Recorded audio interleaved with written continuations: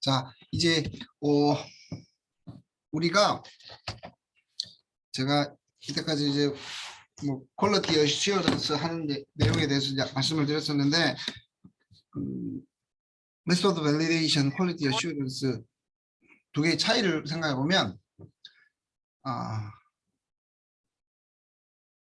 거의 비슷하다고 생각하시면 될 것 같아요. 일단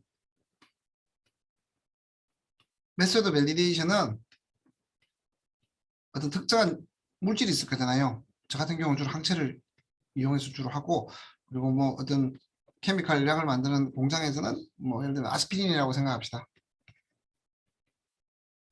아스피린이라는 이런 약들에 대해서 혹시나 정량을 하는 분석법이 있을 거잖아요.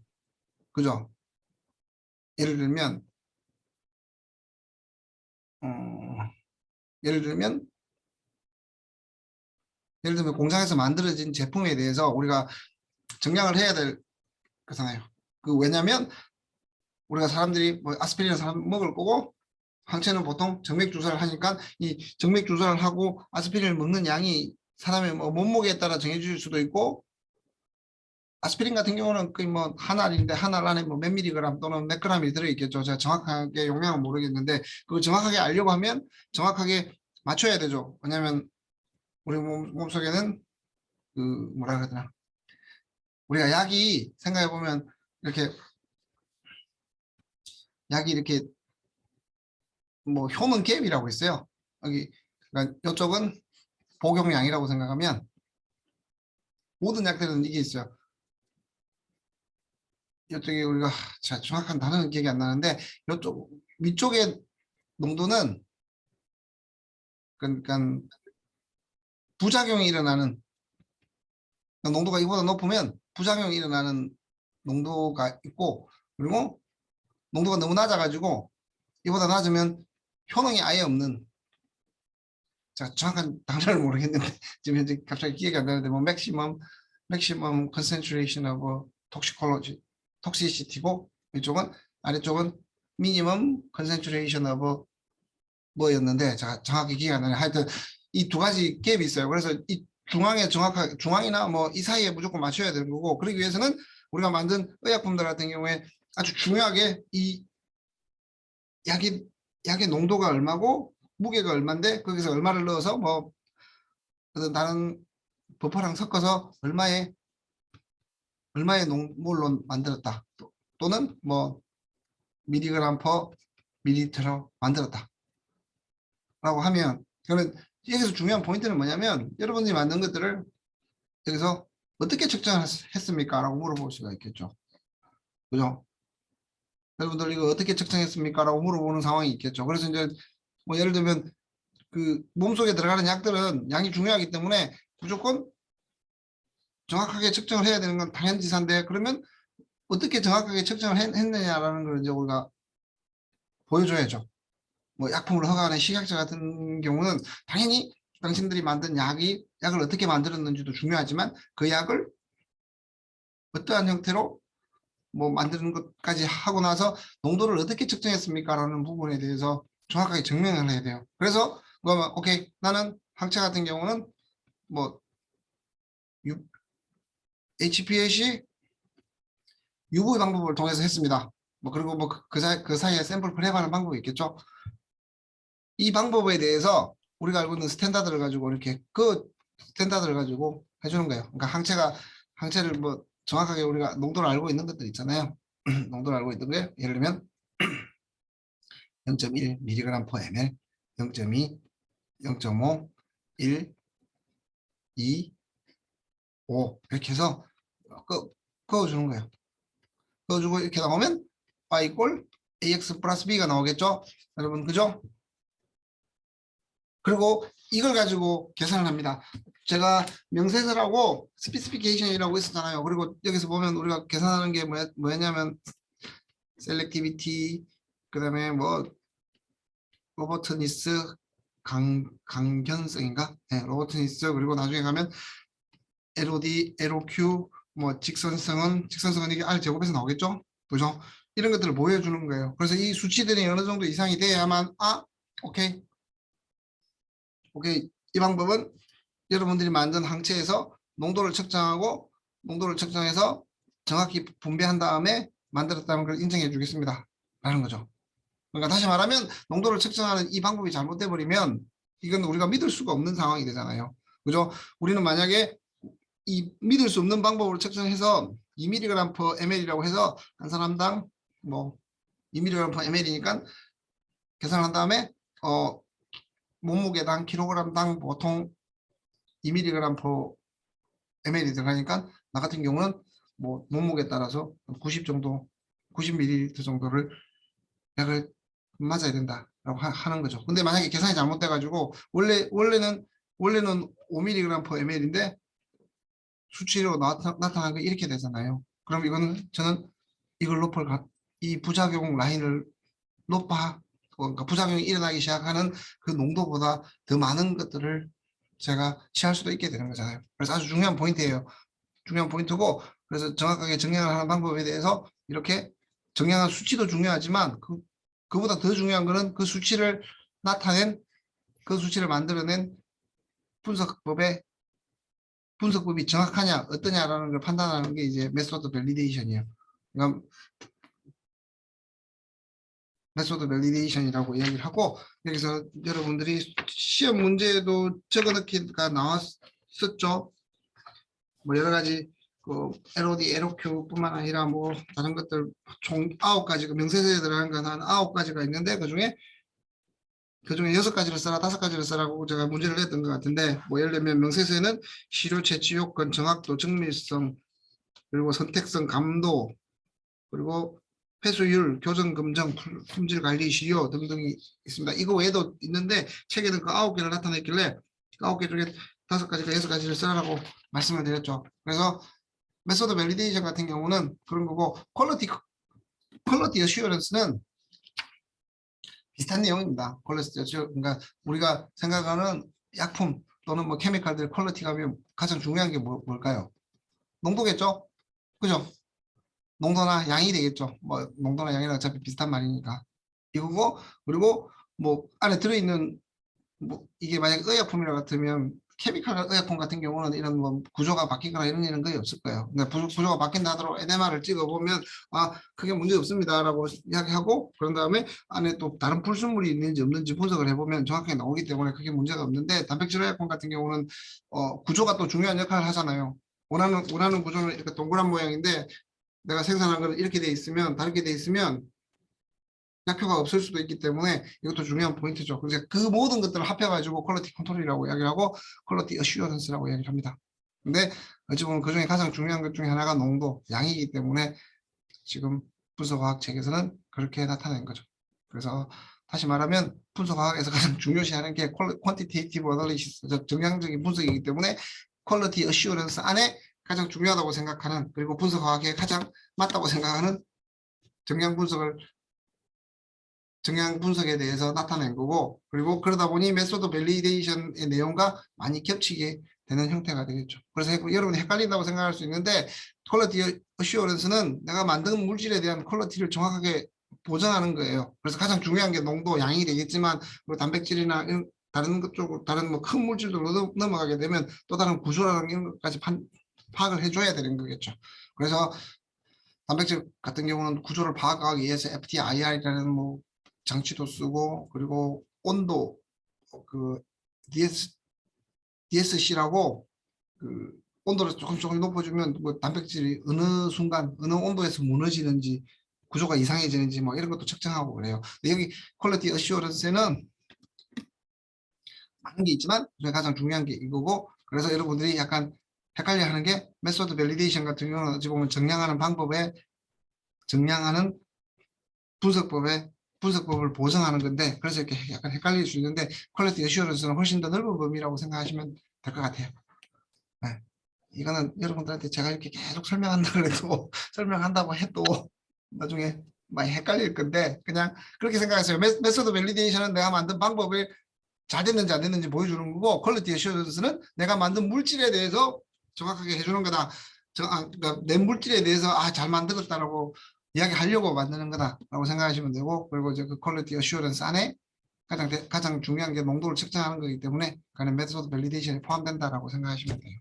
자, 그러면 다시 이제 원래대로 돌아와서 그리고 스탠다드가 뭐예요? 스탠다드가 우리가 알고 있는 물질이죠. 그러니까 우리가 농도를 알고 있는 물질이라고 생각하면 돼요. 하지만 내가 어떤 경우는 내가 분석하려는 물질이 만약에 별 모양으로 생긴 케미칼이다 라고 하면 제가 뭐 다른 데를 만들어 가지고 무게를 제가 정확하게 별 모양으로 만든 것들의 농도를 알고 있는 거라고 생각하면 돼요.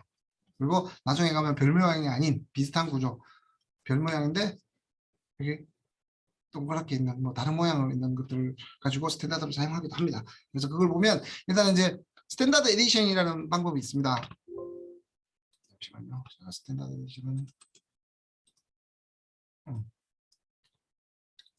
스탠다드 에디션은 여러분 책에 보면 몇 페이지에 나오지? 스탠다드 에디션은 우리가 잠시만요. 스탠다드 에디션이 뭐지? 안 나올 리가 없는데? 아무튼 그냥 그럼 간단하게 제가 설명을 드리도록 할게요. 책에 지금 제가 딴 챕터에 있는데 제가 지금 이걸 추가한 건지 약간 그렇긴 한데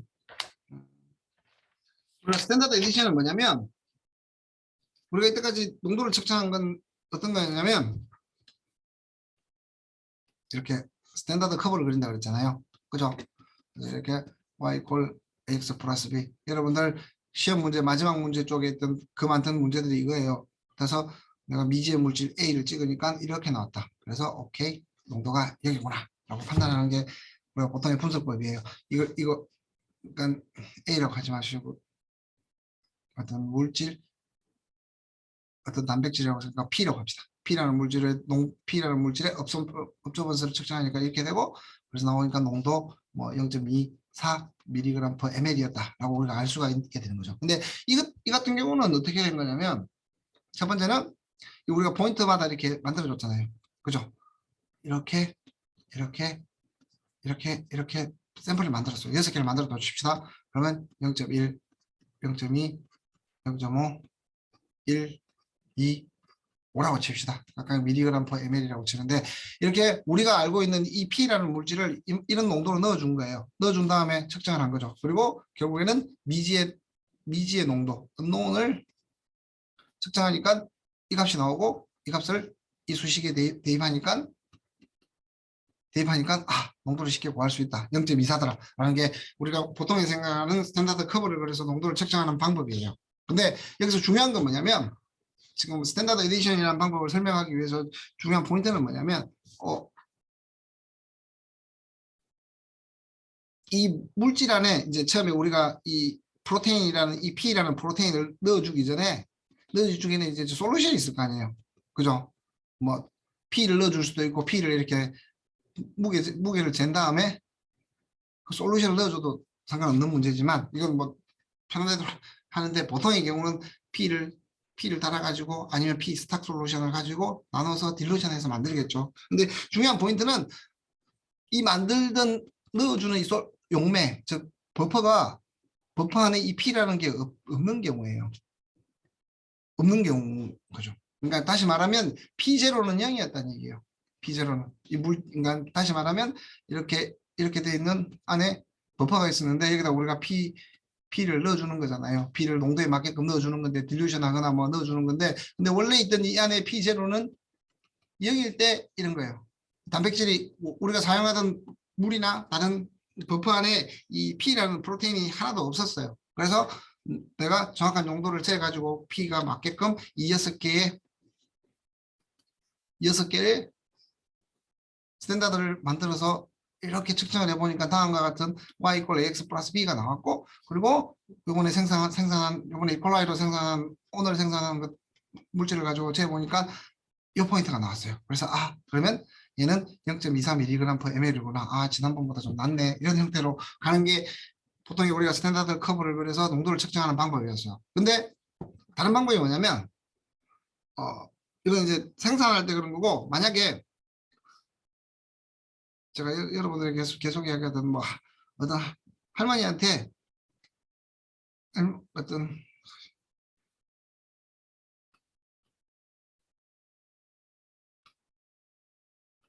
KB라는 단백질이 있다. 단백질이에요. 그냥 이름을 그렇게 붙인 거예요.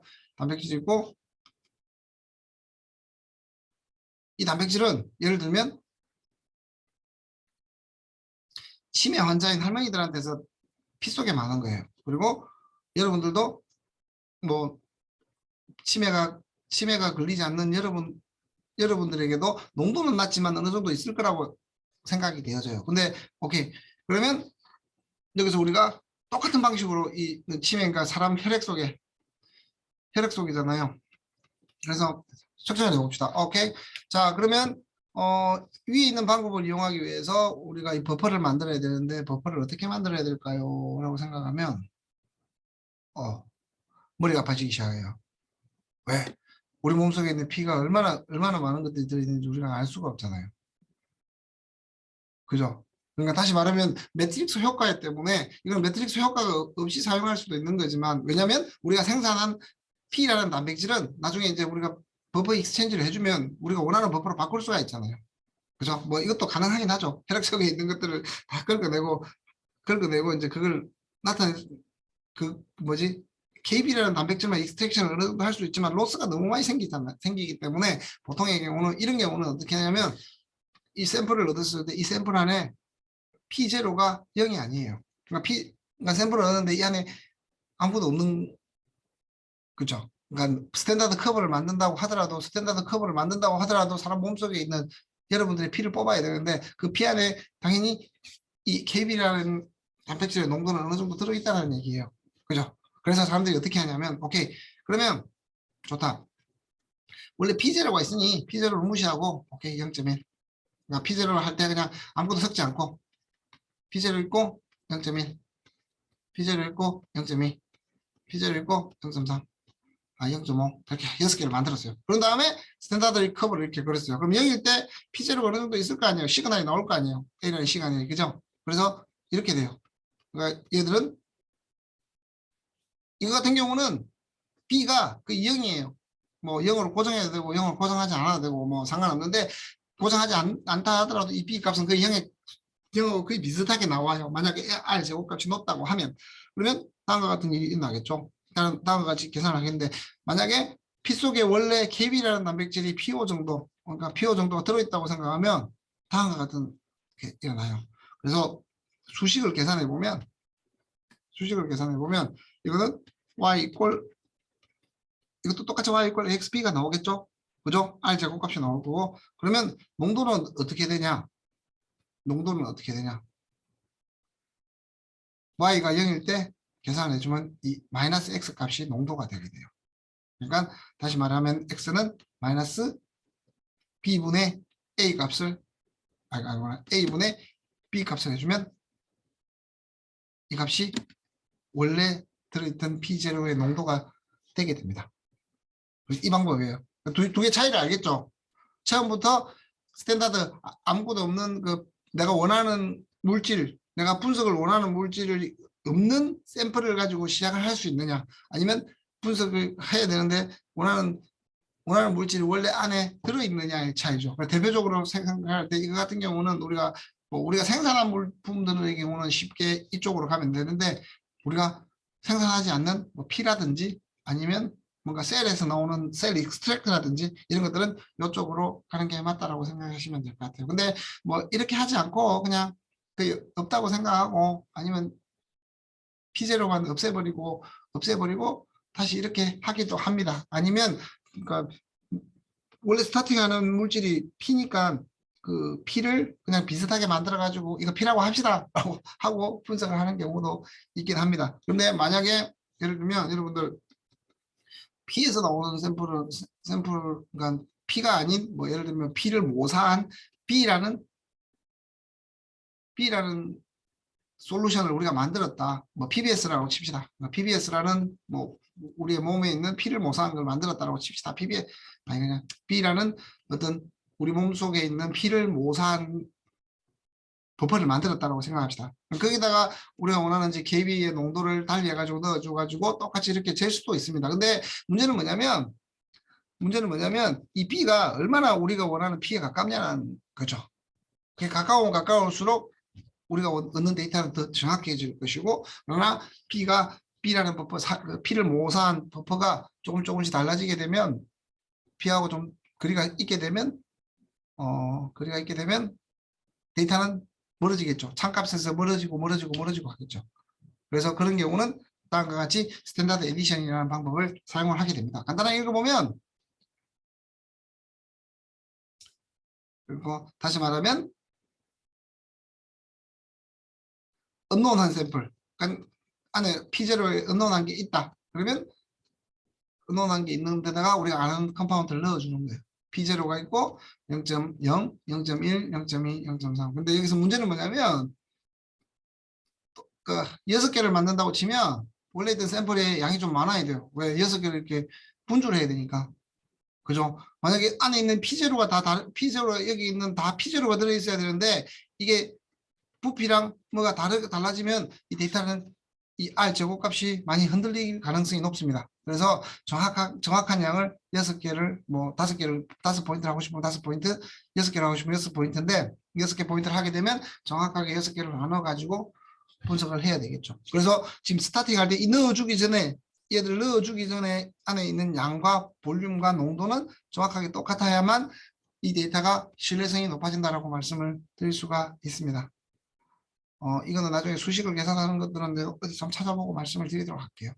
그러니까 약간 우리가 보통 생각하던 캘리브레이션 커브, 스탠다드 커브 그리는 거랑 스탠다드 에디션 방법은 뭐 뒤쪽에 수학 계산은 이제 여러분들 그 제소 자성법으로 계산해가지고 하는 거 쉽게 이해할 테고, 그리고 계산하는 것도 쉬운데 왜 이렇게 되는지 그 두 가지의 차이에 대해서 어떤 경우는 이렇게 하고 어떤 경우는 스탠다드 커브를 그리고 어떤 경우는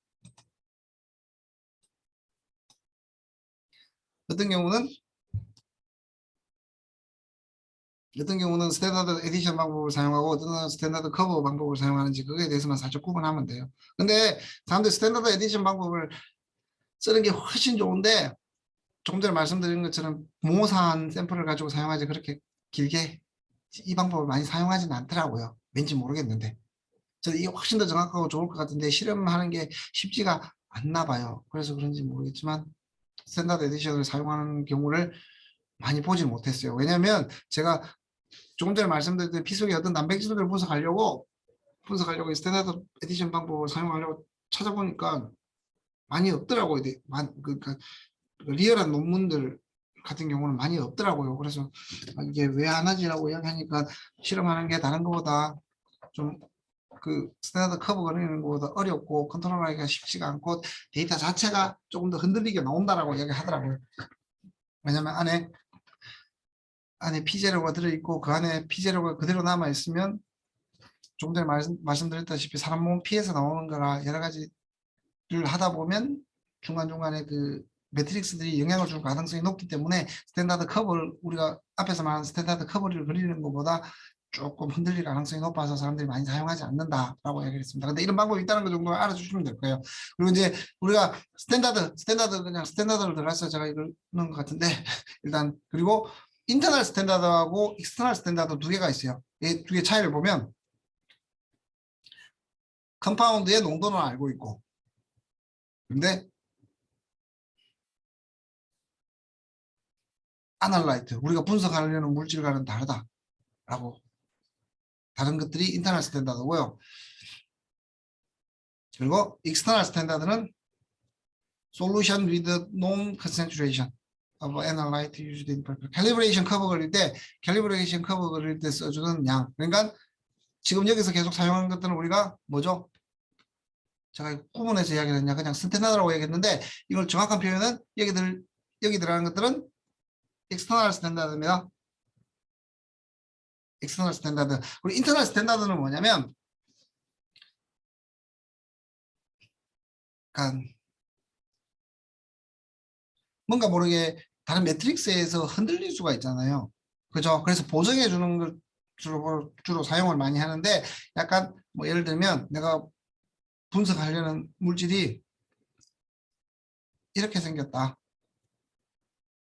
정확히는 모르겠는데 그러면 얘들을 가지고 분석했는데 이게 생각보다 만약에 왔다 갔다 시간 측정할 때마다 베리에이션이 심하다라고 하면 뭐 샘플을 프랩할 때도 생길 수도 있고 분석하는 기기 자체에서도 생길 수 있지만 얘들이 베리에이션이 심하다라고 이야기하면 거기다가 뭐 비슷한 물질 인터널 스탠다드는 different from analyte analyte하고 다르지만 보통 비슷한 물질을 비슷한 펑셔널기를 가지고 있는 애들을 써줘요. 이런 물질을 분석을 하는 거예요. 두 개를 동시에 넣어가지고 분석을 하게 되면 얘들은 알고 있으니까 이렇게 나오겠죠. 그죠? 그러면 이 값이랑 뭐 보통의 경우는 여기서 나오는 우리가 원하는 물질과 물질의 값과 얘 값을 나눠줘 가지고 뭐 다른 수치 농도가 아니라 다른 수치를 나타내고 결국에는 농도로 변환하기를 하는데 인터널 스탠다드는 분석하는 방법 자체가 정확하게 흘러가는지 보정을 해주기 위해서 보통 사용하는 거고요. 익스터널 스탠다드는 알고 있는 물질, 그러니까 내가 분석하고자 하는 물질과 똑같은 물질을 사용해서 스탠다드 커버를 그릴 때 사용을 합니다. 그러면 여기서 스탠다드 에디션에 들어가는 이 물질들도 당연히 우리가 뭐라 부를까요? 얘라 부르겠죠? 그죠? 구분해야 돼요. 인터널 스탠다드, 익스터널 스탠다드 두 개를 구분해야 되고 이 스탠다드 에디션은 캘리브레이션 커브 그리는 또 다른 하나의 방법이라고 생각하시면 될 것 같습니다. 자, 한번 이걸 쭉 읽어보시면 될 것 같아요. 인터널 스탠다드는 아날라이터와 다르고 그리고 우리가 그러니까 언론에 넣어주는 그러니까 다시 말하면 이 물질인데 이 물질을 분석하고 싶은데 나는 그러니까 C가 하나 더 붙어 있는 얘들을 가지고 인터널 스탠다드로 만들어서 비교를 하게 되는 거죠. 자, 다시 말하면 샘플의 퀀터티가 계속적으로 런투런으로 계속 변하거나 왔다 갔다 베리에이션이 심한 경우 그러니까 베리에이션이 심한 경우 걔가 센시티브하면 센시티브 할수록 베리에이션이 심하긴 한데 이렇게 베리에이션이 심한 경우에 사용해주고 그 값을 이제 보정해 주는 거죠. 자, 보시면 오늘 찍었을 때 얘가 100이 나오고 그 다음날 찍으니까 82가 나왔어요. 80이 나왔어요. 근데 그러면 이거 우리가 똑같은 물질 똑같은 농도로 넣었는데 이렇게 나와요. 그러면 안에서 샘플 프랩하거나 뭐 기계상의 오류가 아니라 뭐 기계상에 흘러가는 리스폰스에 따라서 달라지는 거잖아요. 그래서 똑같이 여기다 똑같은 농도를 이렇게 넣어주는 거예요. 넣어주게 되면 이때는 뭐 500이 나왔다 그러면 여기 얘는 500이 나왔다 그러면 이때는 대략적으로 402가 나왔다 라고 하면 이걸로 이제 이 값을 보정해 주는 거죠. 이해되세요? 그러니까 얘들은 우리가 농도를 알 수 없는데 얘들은 농도를 우리가 정확하게 똑같이 넣어주게 되면 이 변화에 따라서 예를 들면 우리가 언론한 게 있어요. 이렇게 있는데 얘들은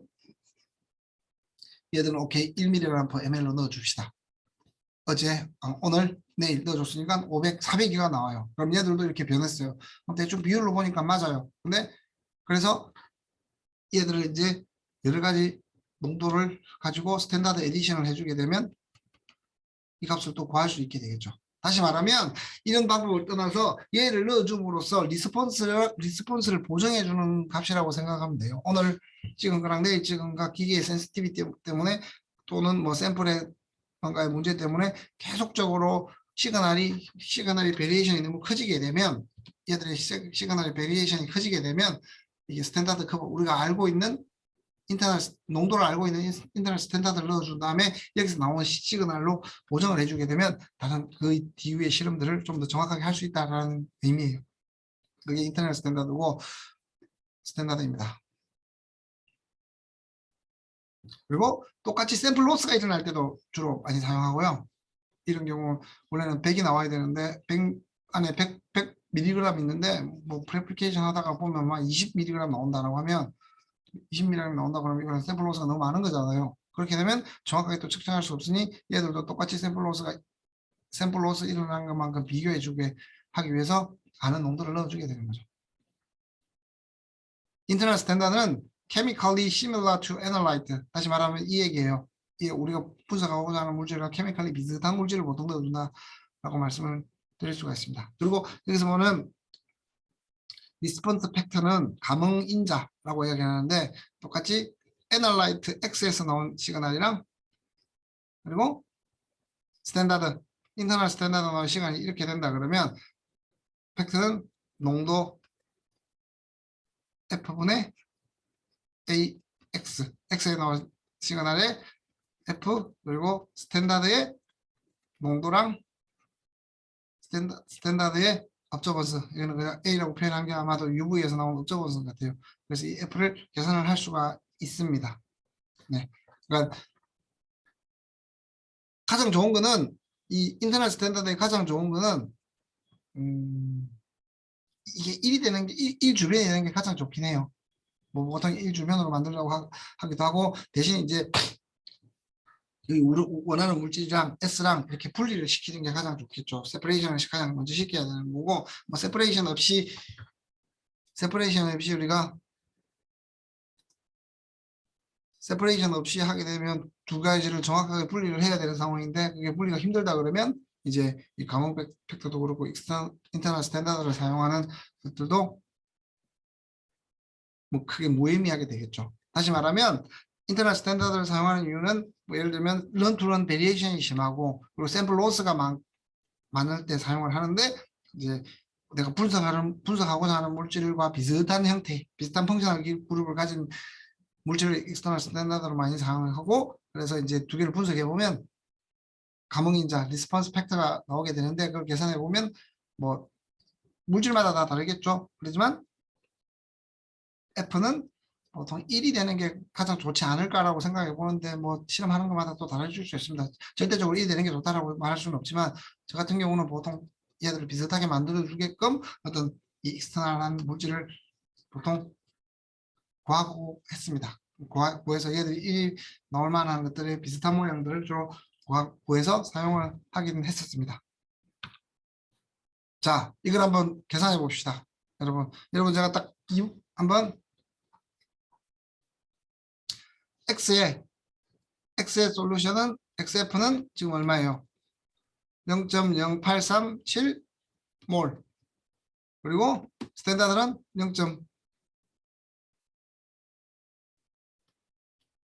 0.0666이죠. 네. 그리고 AX는 423. AX는 423, AS는 347이다 할 때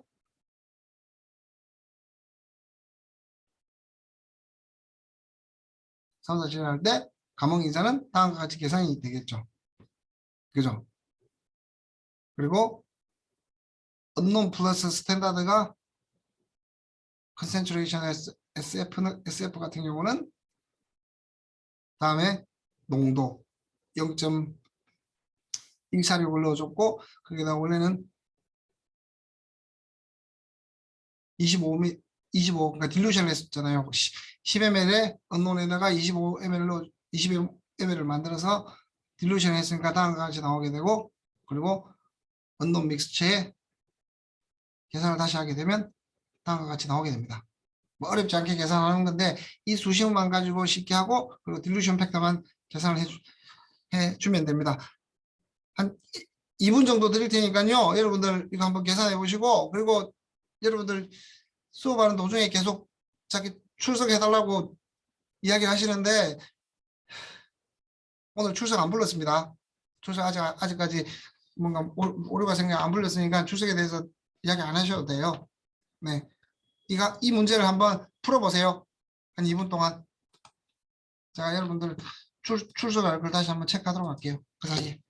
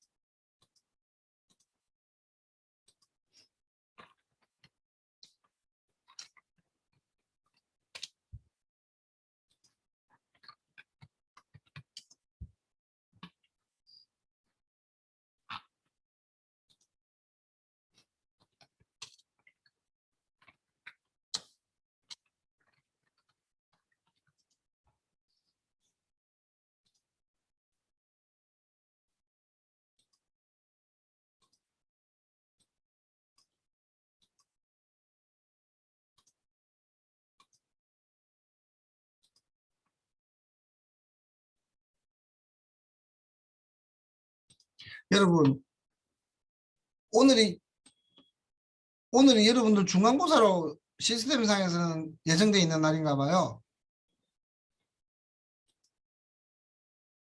아, 개교 기념일이구나. 오늘 원래 수업을 하면 안 되는 거네요? 아, 개교 기념일이라서 그렇구나. 알겠습니다. 그러면 어떻게 해야 되지? 여러분 또 출석을 안 부른다 그러면 여러분들 다 빠져나갈 것 같아서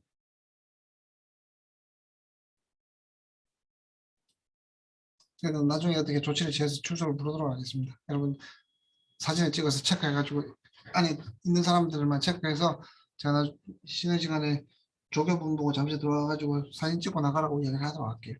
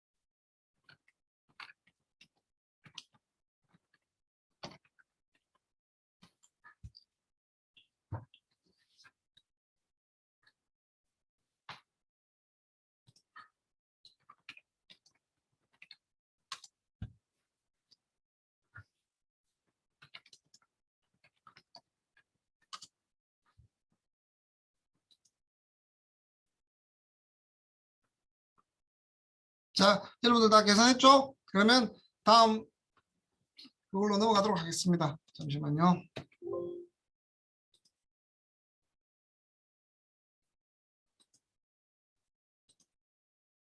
자, 여러분들 한 10분 정도 쉬었다가 하도록 할게요. 가서 다시 리뷰를 하고 다시 한번 시작하도록 하겠습니다.